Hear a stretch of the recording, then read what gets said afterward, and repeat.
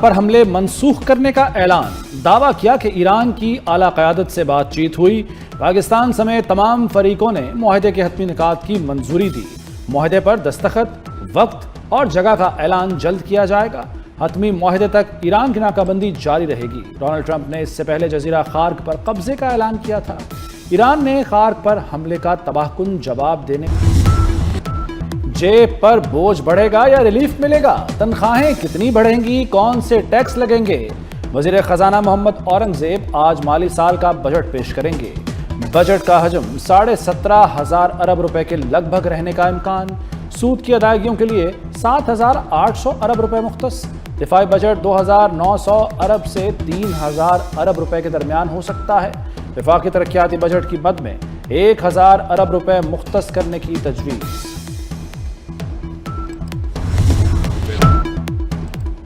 4% شرح نمو کا ہدف حاصل نہ ہو سکا، معاشی ترقی 3.7% رہی، اقتصادی سروے جاری، قرض کا حجم جی ڈی پی کے 68.5% تک پہنچ گیا، مہنگائی کو اوسطاً شرح 6.7% رہی۔ وزیر خزانہ محمد اورنگزیب کا برآمدات میں کمی کا اعتراف، کہا مشرق وسطیٰ کی صورتحال نے متاثر کیا، اہم فصلوں کی گروتھ کم رہی، چاول اور چینی کی برآمدات میں 1.5 ارب ڈالر کی کمی ہوئی۔ زرعی ترقی 4.5% ہدف کے مقابلے میں 2.89% رہی، بڑے صنعتوں میں ترقی کی شرح 6.1% رہی، 16 مینوفیکچرنگ شعبوں میں بہتری آئی، فی کس آمدنی بڑھ کر $1,901 ہو گئی۔ وزیر خزانہ محمد اورنگزیب کی بریفنگ، کہا معیشت کا حجم $408 ارب سے بڑھ کر $452 ارب ہو گیا، زر مبادلہ ذخائر میں سالانہ 49% کا اضافہ ہوا، شرح خواندگی 63% ہو گئی، آئی ٹی برآمدات $4.50 ارب تک پہنچنے کا امکان۔ برآمدات پر مبنی معیشت نہیں بن سکی، وفاقی وزیر منصوبہ بندی احسن اقبال کا بھی اعتراف، بولے جو حکومت ڈیلیور کرے اسے ٹرم ملنی چاہیے، معاشی استحکام کے لیے سیاسی استحکام ضروری ہے، درآمدات میں کمی لانا ہماری ترجیح ہے، ماضی سے سیکھتے ہوئے معیشت کو پائیدار بنیاد پر استوار کرنا چاہیے۔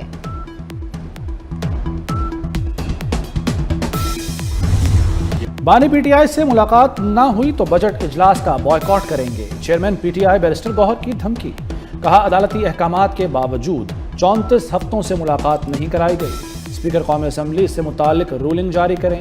اسپیکر قومی اسمبلی نے کہا کہ اگر بانی اس ایوان کے رکن ہوتے تو پروڈکشن آرڈر جاری کرتے، بانی سے ملاقات نہ کرانے پر تحریک انصاف کے ارکان کا واک آؤٹ۔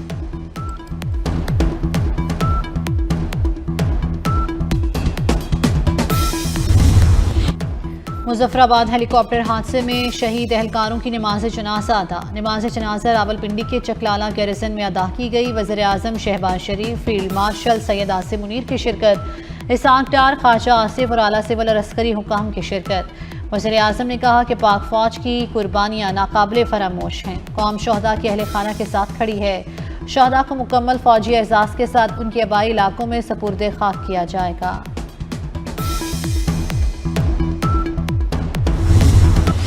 فیلڈ مارشل سید آصف منیر سے ترک بری فوج کے کمانڈر جنرل کی ملاقات، دفاعی تعاون، علاقائی سیکیورٹی اور پیشہ ورانہ امور پر تبادلہ خیال، دونوں ممالک کا دفاعی اشتراک مزید مضبوط بنانے کا عزم، ترک عسکری قیادت کی پاک فوج کے علاقائی امن کے لیے کردار کی تعریف۔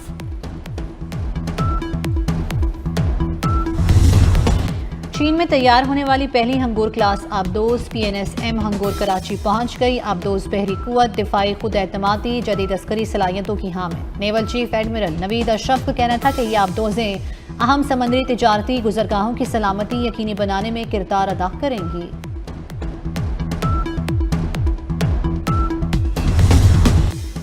وزیر داخلہ محسن نقوی کا پشاور میں خیبر پختونخوا پولیس کے ہیڈ کوارٹر کا دورہ، یادگار شہداء پر حاضری، پھول رکھے اور فاتحہ خوانی کی۔ محسن نقوی نے شہداء کو خراج عقیدت پیش کیا۔ وزیر داخلہ نے جدید ٹیکنالوجی سے لیس ڈرونز، اسلحہ، نائٹ ویژن گنز اور دیگر آلات کا معائنہ کیا۔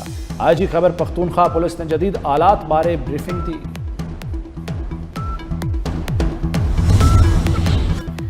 فریقین سفارتی کوششوں کی طرف واپس آئیں، سعودی عرب کا پاکستان کی میزبانی میں مذاکرات کی بحالی کا مطالبہ، سعودی عرب کی اردن، کویت اور بحرین پر ایرانی حملوں کی بھی مذمت، برادر ممالک کی خود مختاری پر حملے کیے گئے، اس سے علاقائی کشیدگی میں اضافہ ہوگا۔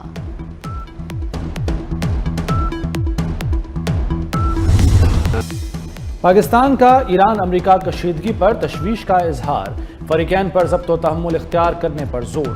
ترجمان دفتر خارجہ کا کہنا ہے کہ پاکستان مسائل کے پرامن حل کا خواہاں ہے، پاکستان مختلف فریقین کے ساتھ رابطے میں ہے۔ وزیر داخلہ محسن نقوی نے حالیہ دورہ تہران میں ایرانی قیادت کو خصوصی پیغام پہنچایا، امن کو ایک اور موقع دینا چاہیے، مسائل کا حل بات چیت میں ہے۔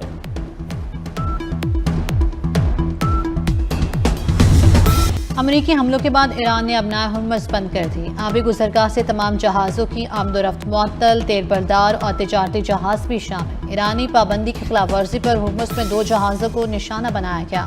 ایرانی فوج نے ہرمز سے جہاز گزرنے کا امریکی دعویٰ جھوٹ قرار دے دیا۔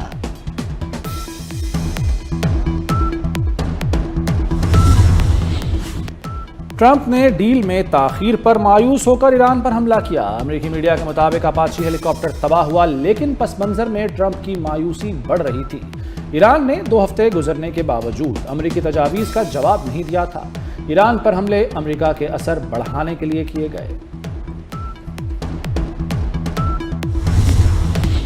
ابنائے ہرمز کی بندش اور خطے میں کشیدگی، خام تیل کی قیمتوں میں نمایاں اضافہ ہو گیا۔ برنٹ کروڈ آئل 2.47% بڑھ کر $95.40 فی بیرل تک پہنچ گیا۔ امریکی خام تیل کی قیمت میں بھی 2.89% اضافہ ریکارڈ، امریکی خام تیل $92.63 فی بیرل پر پہنچ گیا۔ آزاد کشمیر حکومت نے احتجاجی مقدمات پر رعایتیں واپس لے لی، 177 مقدمات دوبارہ کھولنے کا فیصلہ۔ حکومت کے مطابق 4 اکتوبر 2025 کے معاہدے پر عمل درآمد کیا جائے گا، تمام معاملات عمل درآمد کمیٹی کے ذریعے حل ہوں گے۔ گلگت بلتستان میں بڑا بریک تھرو، پیپلز پارٹی اور نون لیگ کے وفود کے درمیان گلگت میں ملاقات، حکومت سازی کے لیے ممکنہ فارمولوں، سیاسی تعاون اور دیگر امور پر تفصیلی تبادلہ خیال، حکومت سازی سے متعلق تجاویز مرکزی قیادت کے سامنے رکھنے کا فیصلہ۔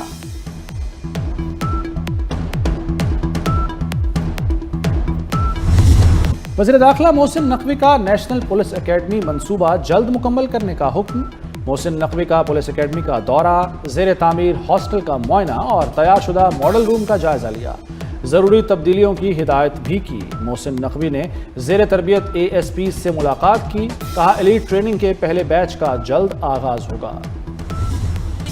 ورلڈ کپ میں تجربے کا جادو، 40 سال سے زائد عمر کے 8 کھلاڑی میدان میں، میسی، رونالڈو اور کریگ گورڈن ایکشن میں نظر آئیں گے۔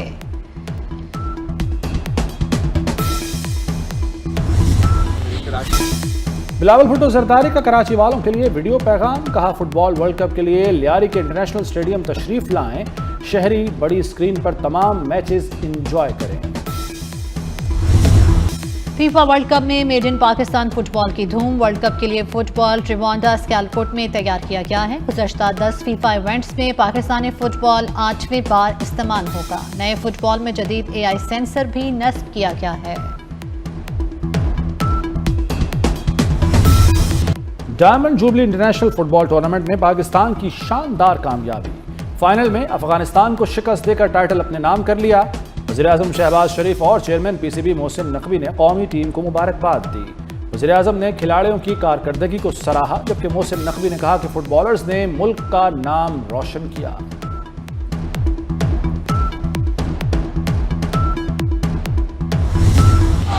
ویمنز T20 ورلڈ کپ آج سے انگلینڈ میں شروع ہوگا۔ 12 ٹیمیں 33 میچز میں ٹائٹل کے لیے میدان میں اتریں گی۔ افتتاحی میچ انگلینڈ اور سری لنکا کے درمیان کھیلا جائے گا۔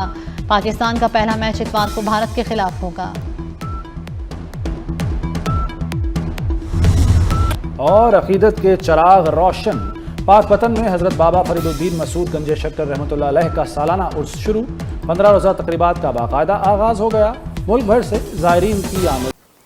اب تک کے لیے اتنا ہی، دیکھتے رہیے B42 نیوز۔